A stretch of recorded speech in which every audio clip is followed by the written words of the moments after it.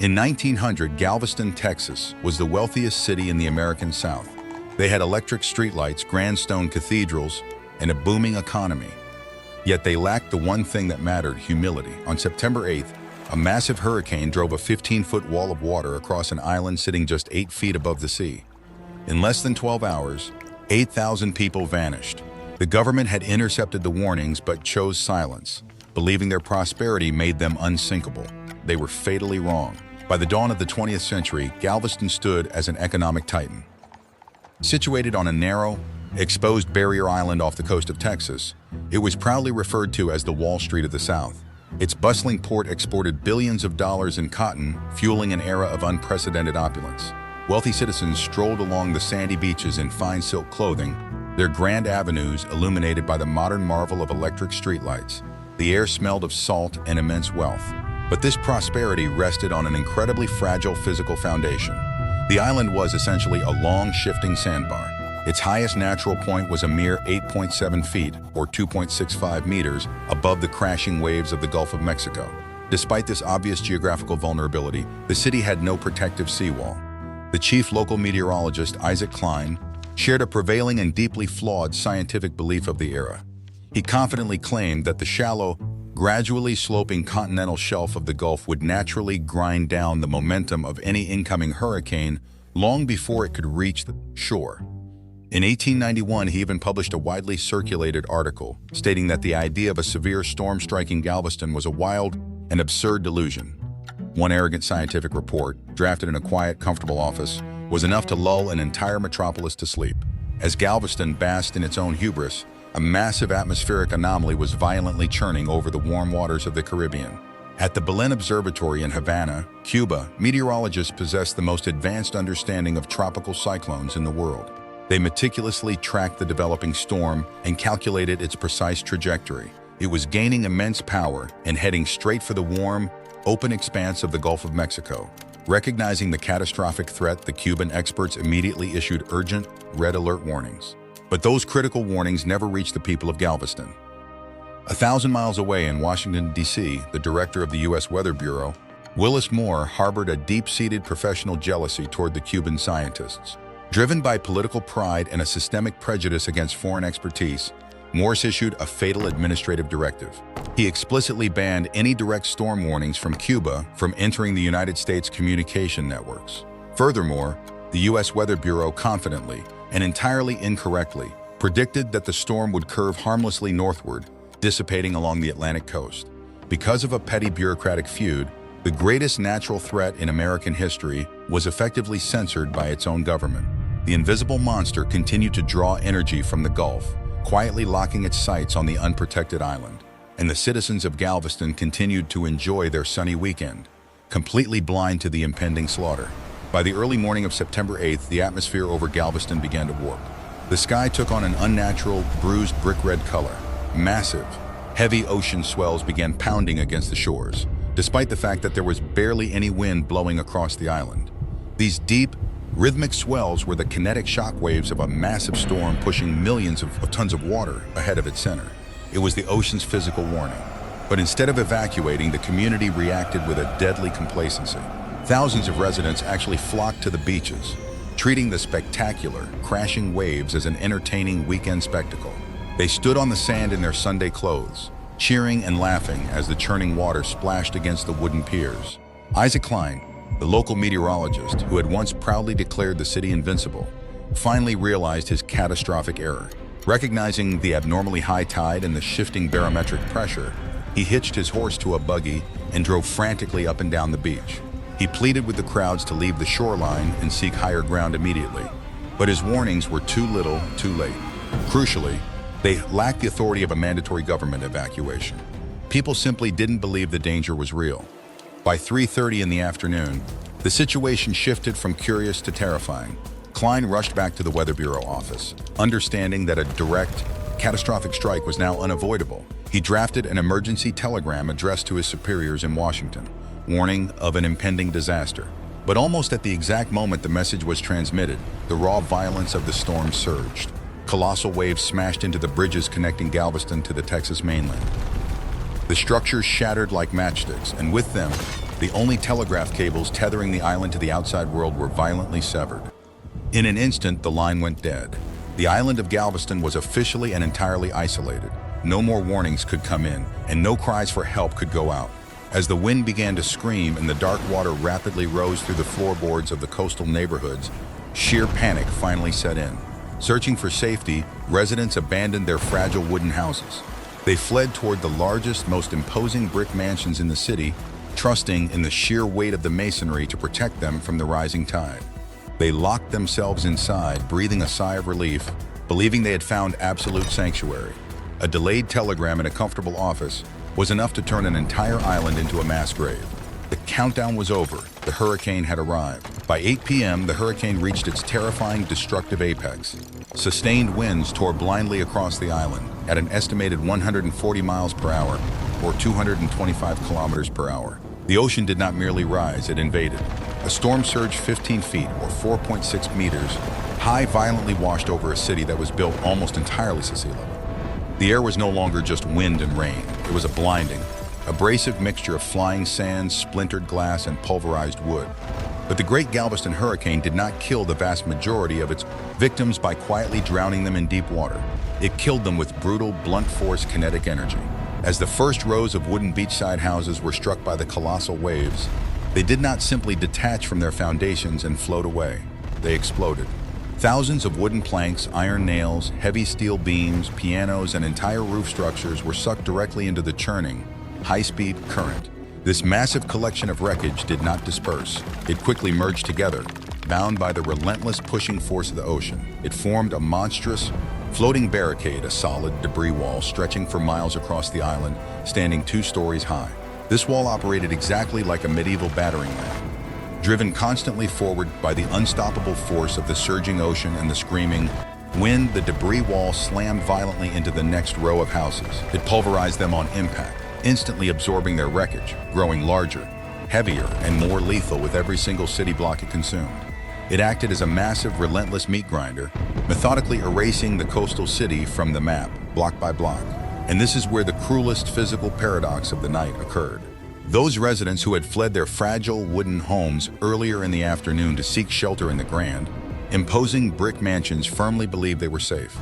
They assumed the heavy masonry and deep foundations would easily withstand the wind and the rising water, and perhaps they would have, but they could not withstand the kinetic impact of the battering ram.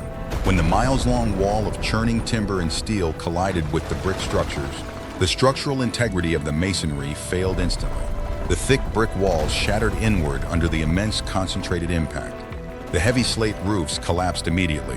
The very buildings that people had trusted for absolute protection instantly transformed into locked, inescapable coffins. Thousands of people were crushed beneath tons of collapsed brick and rushing, muddy water before they even realized what had hit them.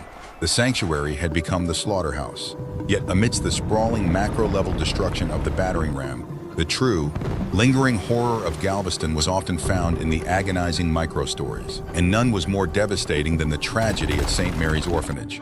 Located precariously close to the beachfront, the orphanage was home to 93 children and 10 Sisters of Charity. As the hurricane intensified and the dark, freezing waters began rapidly flooding the lower floors, the nuns guided the terrified children up the stairs into the upper dormitory. The sensory isolation inside that room was absolute. The deafening, locomotive roar of the 140-mile-per-hour wind drowned out every other human sound. The sky outside was pitch black, and the electric lights had long since failed. To keep the children calm in the terrifying, vibrating darkness, the nuns gathered them close on the beds and began to sing familiar hymns. Their gentle voices fought a desperate, losing battle against the screaming storm outside. But as the water continued to rise at a terrifying pace, and the heavy wooden structure of the orphanage began to groan, tilt, and buckle under the relentless assault of the waves, the sisters realized the building was going to fail.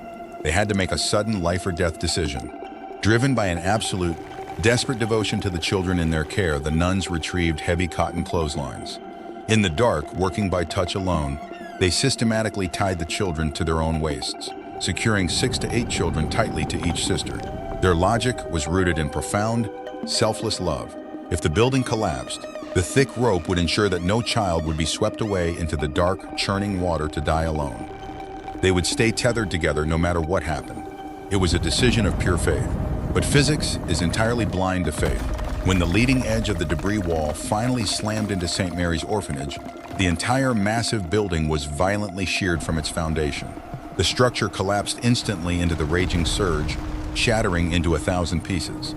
And in that chaotic, violent moment in the black water, the ropes that were meant to be lifelines became unbreakable instruments of doom. As the heavy wreckage sank, or as some individuals were pulled violently under by the brutal undercurrents, the clotheslines held tight.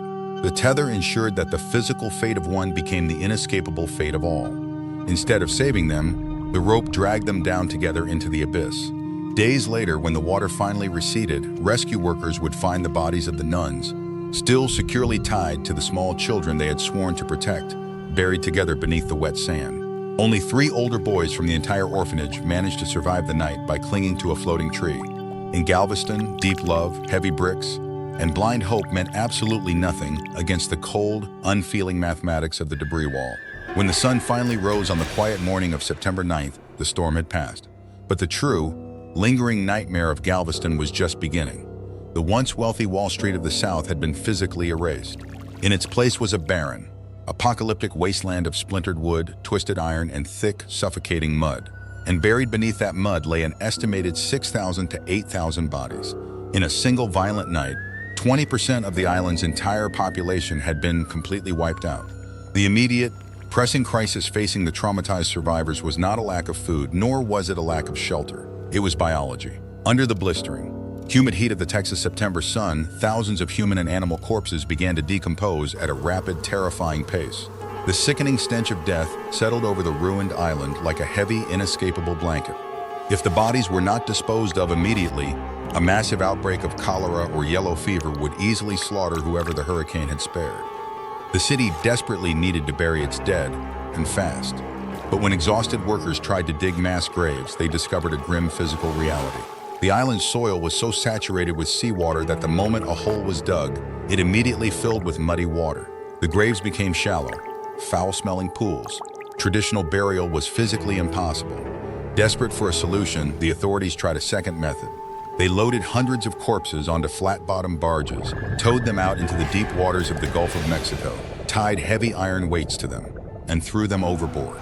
It seemed like a cruel but necessary sanitary solution.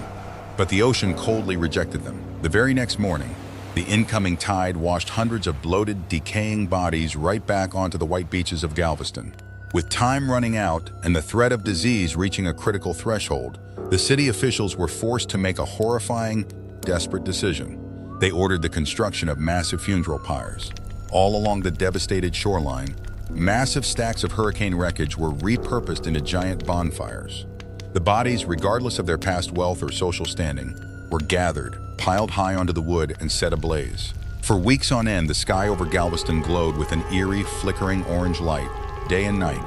The thick black smoke choked the air, carrying the unmistakable, nauseating smell of burning flesh for miles.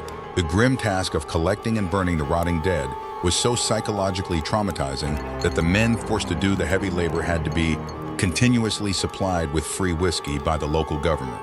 It was the only way to numb their senses and keep them from losing their minds. Galveston had literally become hell on earth. But out of this unimaginable, fiery darkness emerged one of the most astonishing engineering feats in modern American history. Instead of abandoning the cursed island to the sea, the remaining survivors decided to do something that bordered on the impossible. If the ocean could wipe them off the map because their land was too low, they would simply lift the entire city into the sky. They called it the grade raising. Over the next decade, engineers initiated a massive island-wide surgical operation.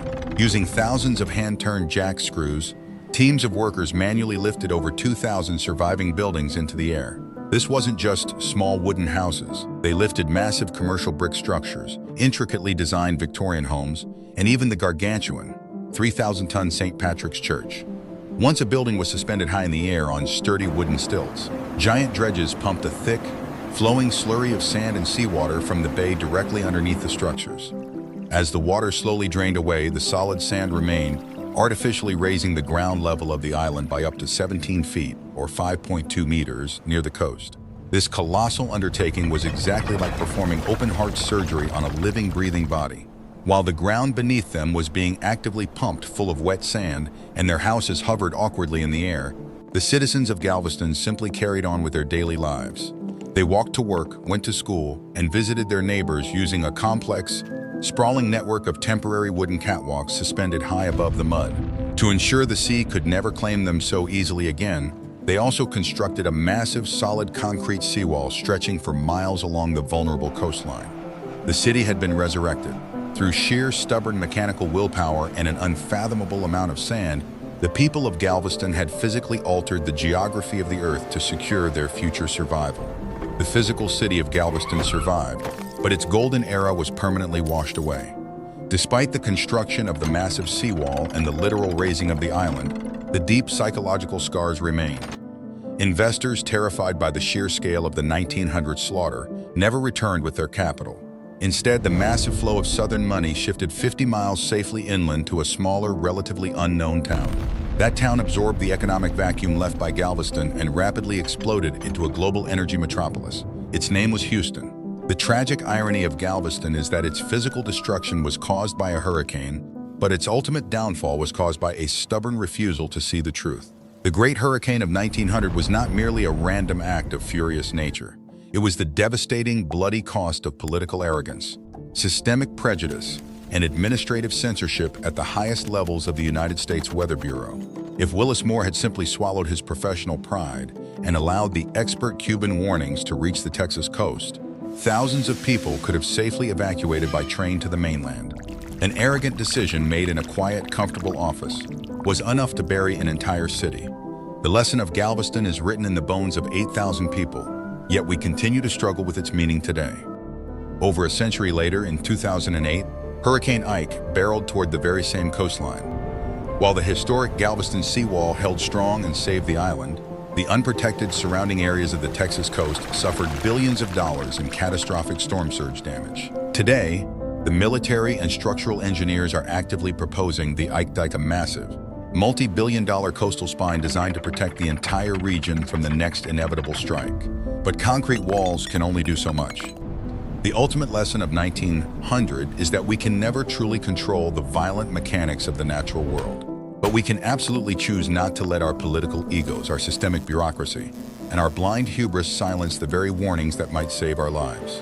If you found value in exploring this forgotten systemic failure and want to join us in dissecting the terrifying mechanics behind history's greatest disasters, please subscribe to the channel. Thank you for watching, and we will see you in the next storm.